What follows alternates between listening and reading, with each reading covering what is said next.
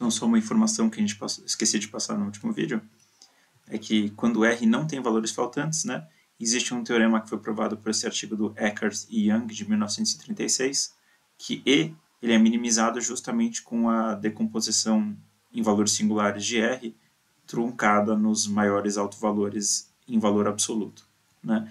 Então, isso é justamente o que a gente tinha visto para análise de componentes principais, né, no erro de reconstrução. No caso era X os dados que a gente estava usando, né? A gente podia, para minimizar o erro de construção, a gente fazia uma decomposição de X em valores singulares, a gente jogava fora os menores autovalores e seus respectivos autovetores, né? E com as matrizes que sobravam depois desse truncamento, a gente reconstruía o X, e isso minimizava o erro de construção. Aqui a gente obtém o mesmo algoritmo por causa desse artigo do Eckert e Young, e portanto a gente vê que essa técnica de faturação de matrizes para sistemas de recomendação, de certa forma, é um problema análogo ao análise de componentes principais.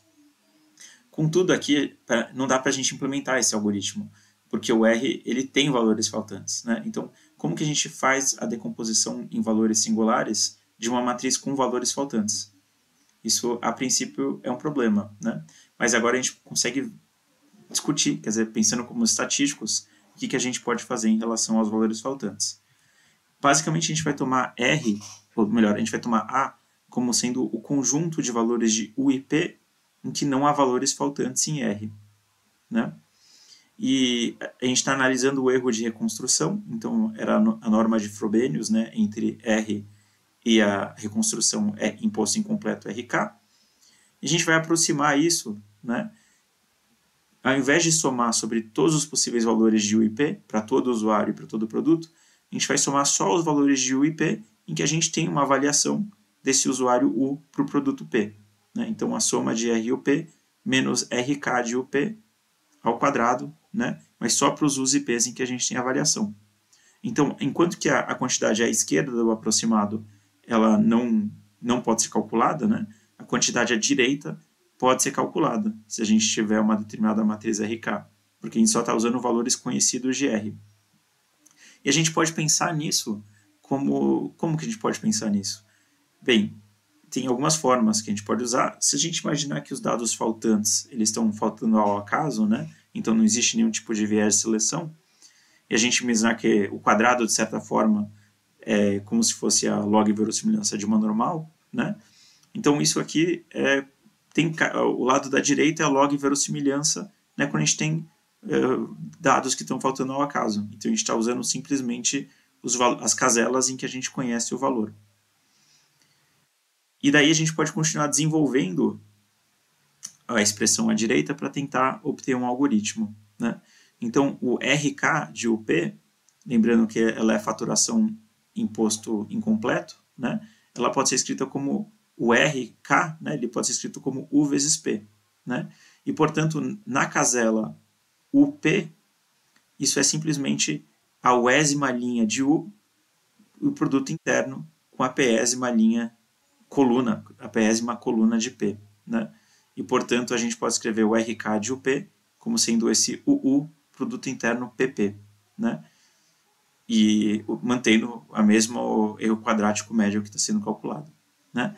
E daí, finalmente, o produto interno a gente pode escrever como sendo uma multiplicação em todas as coordenadas, né, de UUK vezes PKP, né?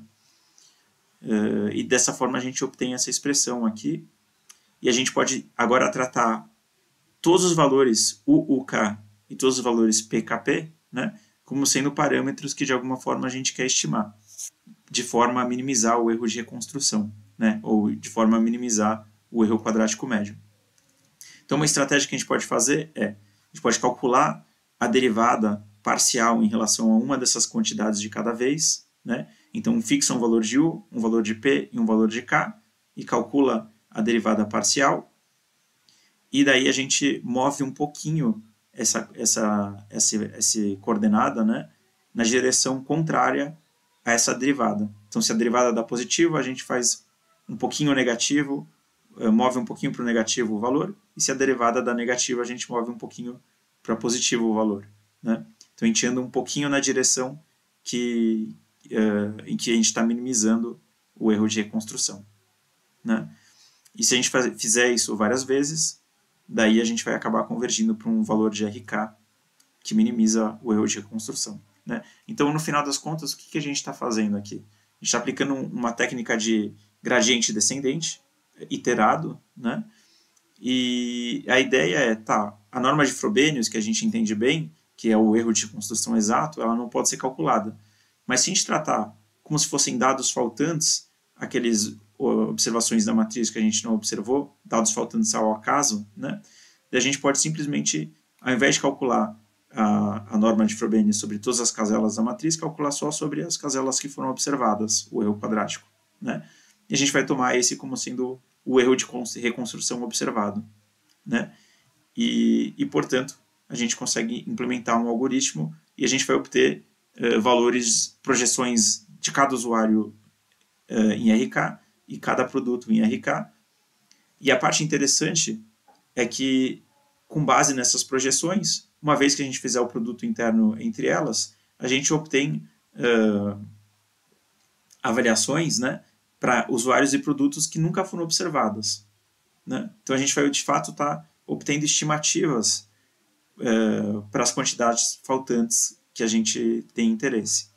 E isso é possível justamente porque a gente está fazendo a faturação num posto incompleto, né? Então, o fato do R a gente está assumindo que a gente pode aproximá-la para uma matriz de posto incompleto, a gente está pondo restrições entre os valores de R, né? E, portanto, é possível estimar os valores faltantes.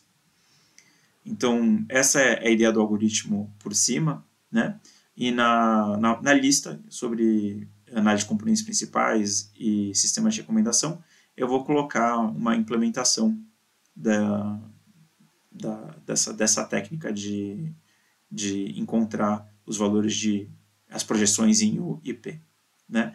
Mas, para continuar a aula de uma forma interessante, a gente vai agora discutir uma aplicação, né? E a gente vai discutir basicamente um banco de dados de piadas, né? Então tem várias piadas e vários usuários, e os usuários deram uma nota para essas piadas. E a gente vai querer saber, um novo usuário, por exemplo, que tem determinadas piadas que ele gostou ou não gostou, quais piadas que a gente pode recomendar para ele. A gente vai ver isso no próximo vídeo.